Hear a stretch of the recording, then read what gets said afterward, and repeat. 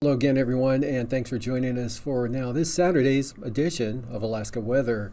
Up first, satellite imagery. There are no watches, warnings, or advisories out anywhere around the state, so we jump right to the satellite loop here. See a front moving into the panhandle and kind of dragging off to the south with a wave coming up. That kept the rain going heavier over the southern southeast coast than it was in the north, as that moisture, or the main south to north flow, pushes that band right up into the Yukon and northward, and then kind of a cloud and shower light rain pattern that pushed westward from the Copper River Basin into northern Cook Inlet, the Kenai Peninsula, and the valleys, as in the Matanuska and Susitna valleys last evening and overnight, kind of pushing in, trying to get into the Kuskokwim Valley, kind of falling apart. Some showers, cloudy skies, showery around most of south central Alaska, a little bit better out to the west there with possible clearing. And then some scattered showers over the western interior. A couple of weak troughs there, one moving on. You can see really kind of going to pieces as it reaches the northwest coast there. And just a weak trailing edge dragging down dragging across the Bering Strait into the Seward Peninsula. And then another system pushing, doesn't look that impressive, but was a little bit more as far as wind and rain goes. Had gusts of 40 miles an hour at AKwx as that pushed through, and that pushing some clouds now into the western portions of Unimak Island, specifically Nikolsky. Not too bad for Unalaska and the Alaska Peninsula today. Kodiak Island, basically dry conditions there.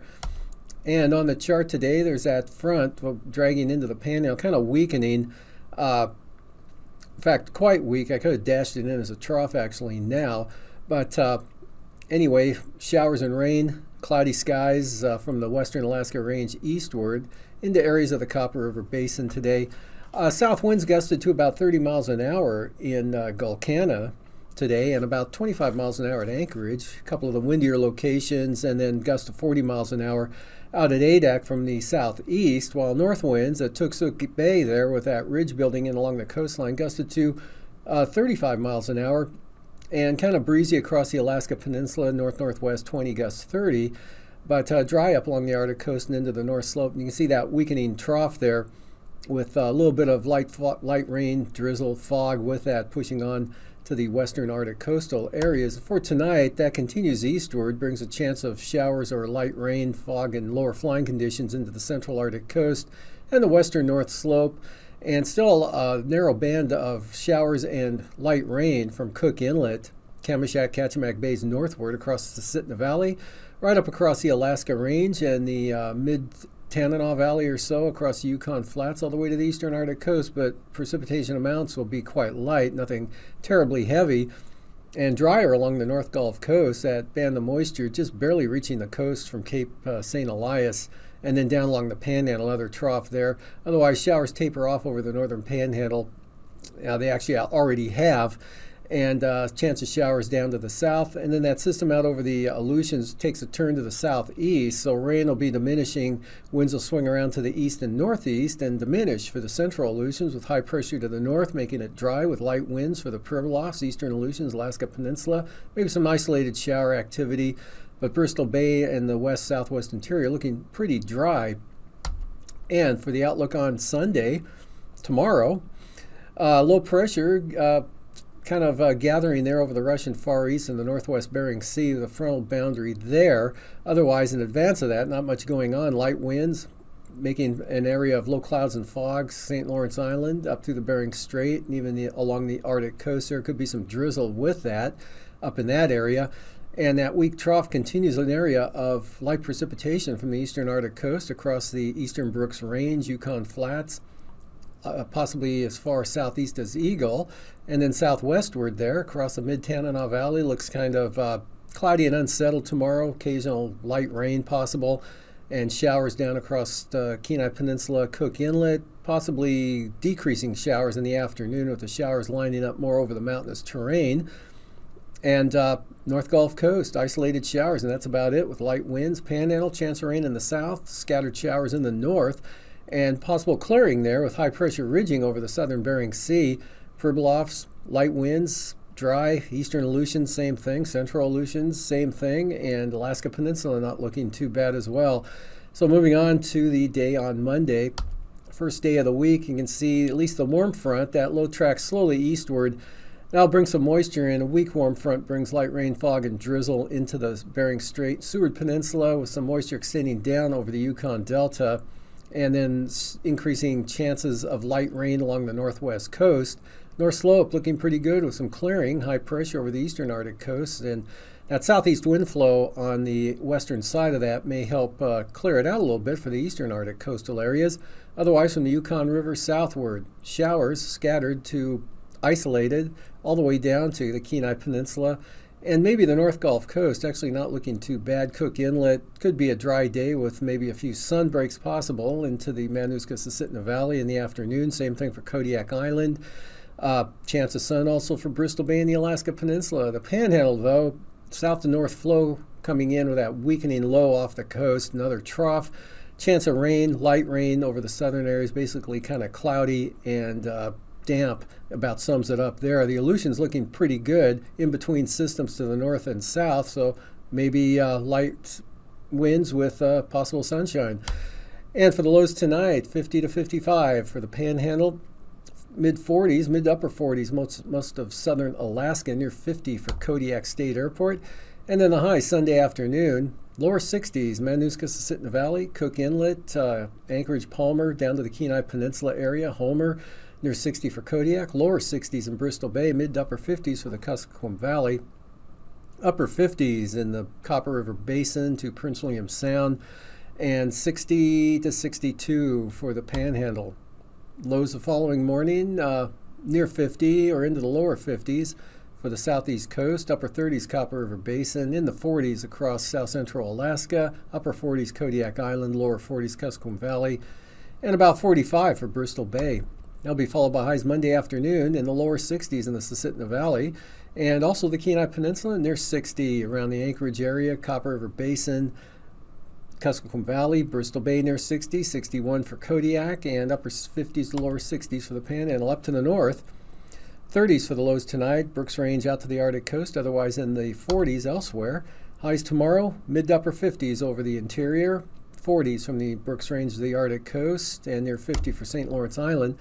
Lows a little cooler, down into the lower 30s in the Brooks Range there, otherwise mid-30s for the North Slope and Arctic coast, and lower to mid-40s in the central interior, out to the Bering Strait. Highs 55 to 60 over the central interior, near 50 in the Brooks Range and North Slope, and 40s for the Arctic coast. Lows tonight in the 40s for the Bering Sea, and then highs tomorrow, lower to mid-50s most areas, followed by lows on Monday morning in the 40s again, lower to mid, some areas a tad warmer, followed by highs in the 50s to near 60 around Adak. And now, aviation weather around Alaska. And moving on to flying weather, you can see starting out the day with IFR over the northern part of the state, and then some marginal VFR with areas of IFR down to the south. Becoming VFR around Kodiak Island, eastern interior, Panhandle pretty good. And out in the Bering Sea, under that ridge of high pressure, some areas of VFR pushing eastward, and also southern Seward Peninsula into the Yukon-Kuskokwim Delta looks pretty good. IFR, Alaska Peninsula, eastern Aleutians to start, and then we'll see in the afternoon. Conditions improve, especially over interior Alaska, as well as the southern Bering Sea there, mostly VFR in those areas, some marginal VFR on Alaska or Unmak Island to about Atka, and into the southwest interior under that slowly drifting eastward high pressure area. Some marginal VFR areas of, I'd call it, over interior Alaska, and then some IFR, southern Kenai Peninsula, maybe east side of Kodiak Island. Pretty good in the Panhandle, becoming VFR. And moving on to Monday morning. Not too bad over interior Alaska again. Some marginal VFR, especially out west, western interior, and then some IFR right along the southwest coast IFR into Bristol Bay and then cutting down across southern Kodiak Island, as well as extending from the northwest coast through the Bering Straits southward, Pribilof, St. Matthew Island, St. Lawrence Island, looking all IFR at times right down to the central Aleutians and improving to the west. And the afternoon, Monday, looking really good. Marginal VFR, though, for all of the southeast coast up to just southeast of Yakutat. So Yakutat and the North Gulf Coast, all good VFR. Interior Alaska, mostly VFR. Some areas of marginal VFR there on the upper stretch of the Yukon River toward Eagle there in the border from the mountains there up north into the Arctic coast, central and eastern Arctic coast, areas of marginal VFR, eastern Brooks Range. But good VFR out west, and you get into the IFR again right along the northwest coast and Cape Lisburne, Point Hope area through the Bering Strait, down along the Yukon Delta coast into the Pribilofs, and central western Aleutians, eastern Aleutians, Alaska Peninsula look kind of marginal. Passes, Anatuvik and Adigan, both occasionally marginal tomorrow. Lake Clark and Merrill, marginal VFR to start, becomes VFR. Look for improvement throughout the afternoon there for those two passes. Same trend for rainy, lower conditions AM, and then improving throughout the day to VFR. Windy, could start out IFR, maybe only marginal, but definitely one or the other there, but trending toward becoming VFR throughout the day, especially in the afternoon. Isabel, occasionally marginal or marginally marginal. That's about as vague as I could get. And Mentasta, VFR. Tanita, marginal VFR, becoming VFR. Improvement there. And Portage could start out IFR probably, but become VFR in the afternoon. Chilkoot and White look rather marginal. And the freezing levels, 6 to 10,000 feet there over the Aleutians, and then the eastern Bering Sea, 8,000 feet, and then cooler air up into the Chukchi Sea. Otherwise, interior Alaska, right around 6,000 feet, including the Panhandle. Central and southern southeast coast, about 7,000 feet, maybe the northeast interior. And icing, looking something like this, could be some considerable moderate rime icing sliding in across Dixon Entrance, clipping the southern Panhandle. Otherwise, just isolated moderate, diminishing threats as you get north there to a Yakutat. And another area over the eastern interior down into the central Alaska Range, northern Susitna Valley. Just a slight threat there for the Arctic coast, north slope of that weakening trough. And then the next batch over the Russian Far East poised to slide eastward, but not until the first of next week. Looking at the jet stream, upper level trough shifting eastward, so northerly flow into the interior now, that ridge over the Bering Sea shifting eastward to near the coastline, and 105 knot northwest jet with another trough on the backside of another trough over the Russian Far East, almost down to the Aleutians, and 9,000 feet. Pretty light winds over the interior Alaska, eastern Bering Sea, as well as the eastern Aleutians, Gulf, and the Panhandle. And out west, a little bit of an increase in the winds there. 3,000 feet, west 40 knots into the central Bering Sea, otherwise high pressure and lighter winds to the south. Light winds over interior Alaska and the Panhandle. Weak low in the Gulf there, really not producing much in the way of any type of strong winds. A little breezy maybe along the Arctic coast at 3,000 feet. That's about 20, maybe 25 knots over toward Barter Island and Kaktovik. Turbulence-wise, not much with those light wind patterns, maybe up over the White Mountain areas north of Fairbanks, surface 4,000 feet, light to isolated moderate. Same thing for the far western Aleutians. And after the break, I'll be back with the marine forecasts.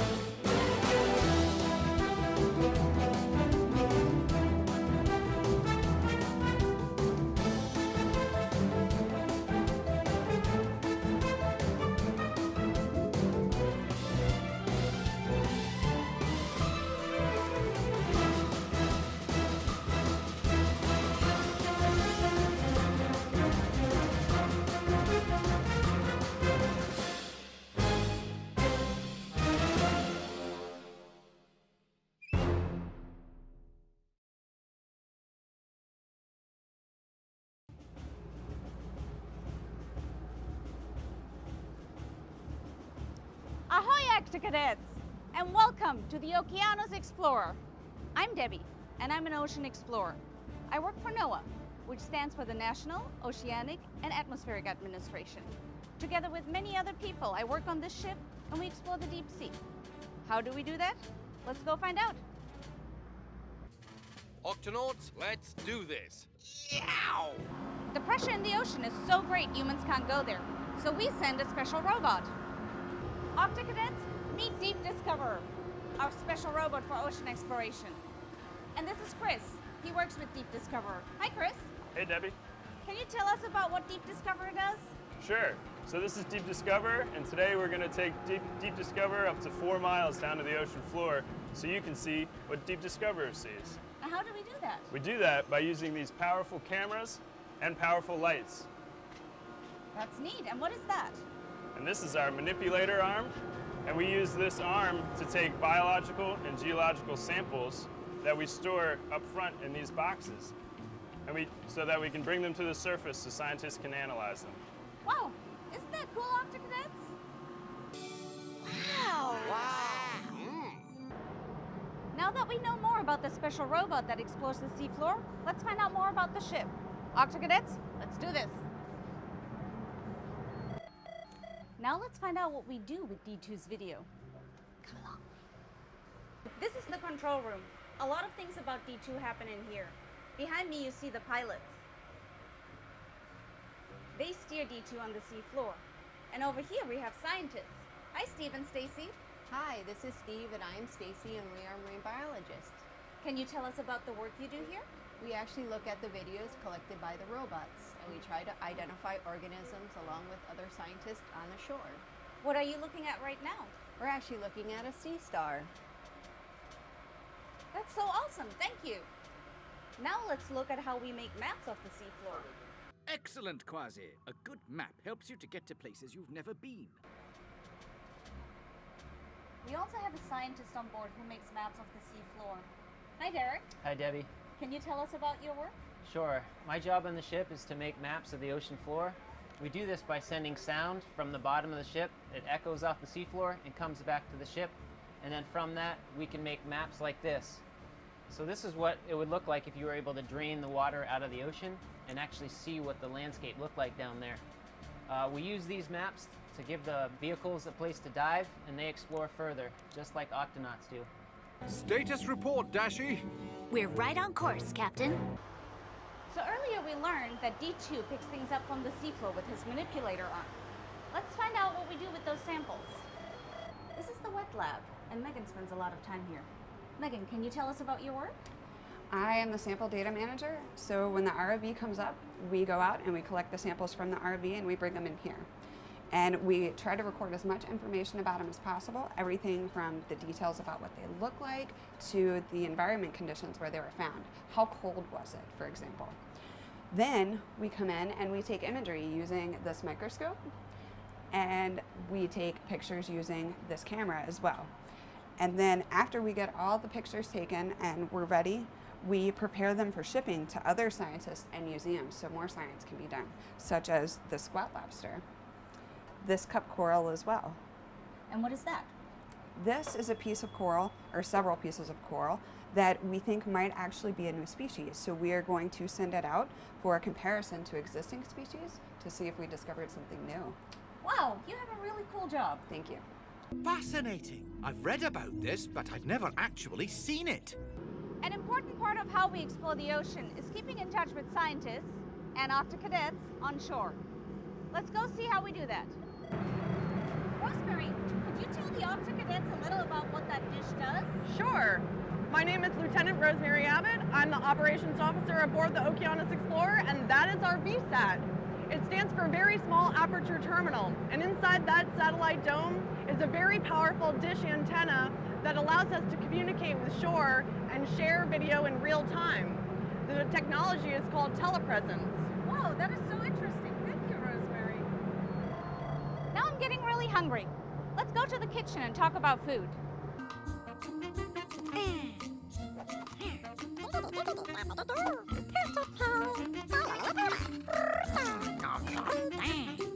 This is the ship's kitchen, also known as the galley. And this is Michael. Hi, Michael. Hi, Debbie. Michael is the chief steward on this ship, and he keeps 49 people fed for 3 weeks at a time. Michael, how do you do that? With a lot of care and with the help of 3 crew members. I have myself, the chief steward, a chief cook, and a second cook. And we just do it with a lot of love and care and make sure that everybody's happy and well fed. We use up to 150 dozen eggs per trip, up to 100 gallons of milk, a lot of veggies and fruits, a lot of snacks. Everybody's very pleased with what we usually put out. We also make sure that we do it in a loving way, in a sanitary way, in a safe way that keeps everybody from getting any tummy aches.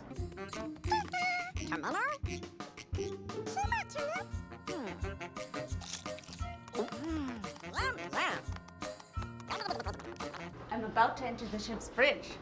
It's like the Octopod's headquarters. Octonauts to the HQ. Ahoy, Captain. Ahoy, Debbie. Hi, Eric. Hello. Octocadets, meet Eric Johnson, the commander of the ship. Eric, can you tell us about what you do up here? Absolutely.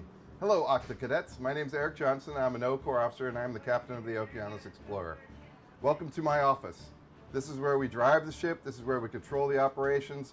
We run the propellers that are underneath us in the back to the wheel up here at the front, which is where we steer. It's a pretty cool job. It's very exciting, and it's pretty beautiful around here as well. So, Octocadets, now you know a little bit about the ship and how we explore the deep sea. I hope you enjoyed our time together. I'll see you next time. Debbie, safety first.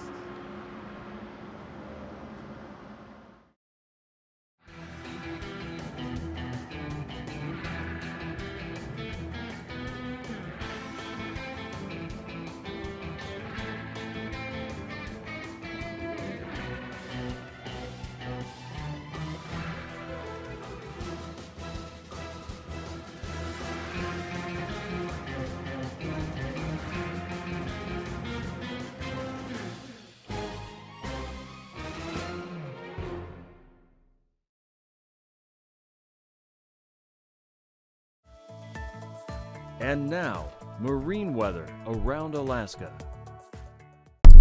Now looking at marine forecasts for the south coast of the Panhandle, south winds 15 knots, and for the north coast, anywhere from south at 10 to east at 15 knots with 5 to 6 foot seas. Stevens Passage, southeast winds at 10 knots, otherwise Clarence Strait there to the south, looking at southeast wind at 20 knots for the day Sunday. Lynn Canal Glacier Bay, northern air channel, south at about 15 knots.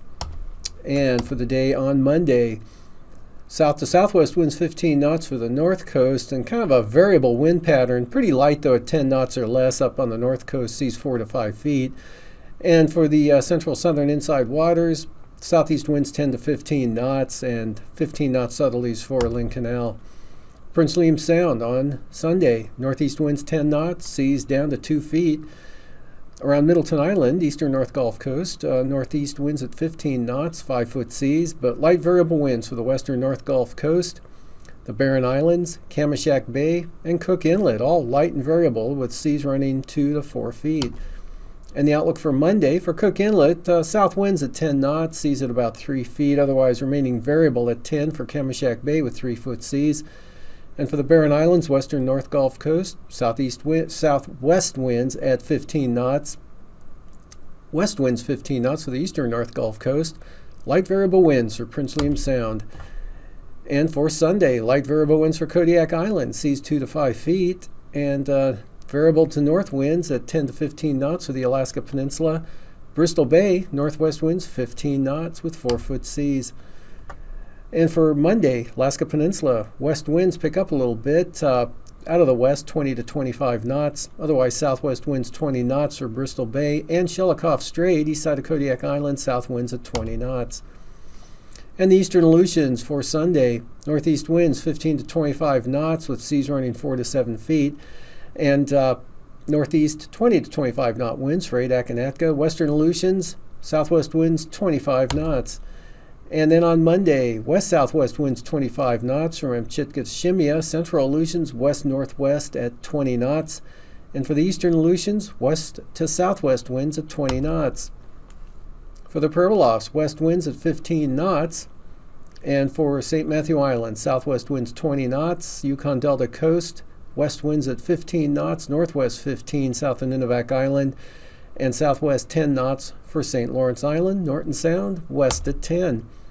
Monday, south winds 15 knots for Norton Sound, St. Lawrence Island, seas up to 6 feet there, and Small craft advisories for St. Matthew Island and the Pribilos for west winds of 25 knots. And south of Nunivak Island, southwest winds 25 knots, Yukon Delta coast west at 20. And for the Arctic coast, kind of a variable wind pattern on the eastern Beaufort Sea coast tomorrow, anywhere from east at 10 to north at 15 over toward Demarcation Point, Barter Island. Otherwise, the central coast, west winds of 15 knots with 3-foot seas, and the western Arctic coast, west at 20 with 4-foot seas. Then from Cape Beaufort to Cape Thompson, winds come down, still out of the west at 15 knots, and they turn northwest at 15 from Cape Thompson to Wales. And for Monday, Wales to Cape Thompson, south at 15, and east-southeast winds for the western Arctic coast at 15 knots. Central coast, call it south at about 20 knots with 4-foot seas, and west winds, 15 knots, become northwest again, Barter Island, Kaktovik to Demarcation Point, with seas at about 5 feet. And for tonight, a couple of weak troughs dragging across the Arctic coast north slope. The eastern one there actually drags all the way down into Cook Inlet with some showers or areas of light rain. You can see a narrow band there extending north and northeast. And then another weak system with some moisture on the western Arctic coast into the north slope there, west side. Otherwise not too bad around the state as far as wind and precipitation goes. Diminishing rain over the central Aleutians as that low drops off to the southeast. Low pressure in the Gulf, southern Gulf, keep it unsettled over the Panhandle. But just grazing rain hitting the North Gulf Coast, dry in the Copper River Basin. Tomorrow, scattered showers North Gulf Coast. Actually isolated, scattered south central Alaska. Still that weak trough there, keeping it kind of showery, cloudy, and rainy up the eastern interior to the eastern Arctic coast. And next system there coming into the Bering Sea, not quite, but the warm front definitely makes it to the Seward Peninsula with some light rain, fog, and drizzle from there down to St. Lawrence Island. Otherwise, scattered showers diminishing over southern Alaska and dry to the north and wet in the Panhandle. These forecasts are for planning purposes only.